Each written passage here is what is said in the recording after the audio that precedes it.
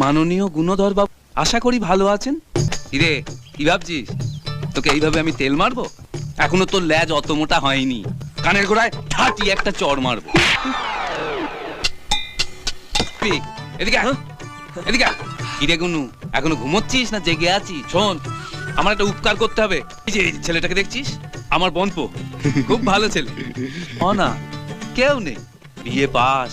ওর দোকানে ওকে একটা চাকরি দিয়ে দে, ও তোর থেকে বেশি লেখাপড়া করেছে। এই যে বলে দিলাম, ধরে নে মুখ্যমন্ত্রীর কথা। গুনু চিঠিটা পড়ে ভয়ে ভয়ে তোর দিকে তাকাবে, তুই কিচ্ছু বলবি না, খালি হাসবি। তারপর গুনু তোকে আমার কথা জিজ্ঞেস করবে, আমি কেমন আছি। খুব মান্নি করে আমার। কোন বিড়ালটা এখনো বেঁচে আছে? আমার জীবনের অর্ধেকটা ও শেষ করে দিয়েছে। দেখবি আরো কত কি বলবে। মামু আমায় মুরগি বানিয়ে দিল, এখন কি করব? ফিরে যাওয়ার মতন টাকাও নেই।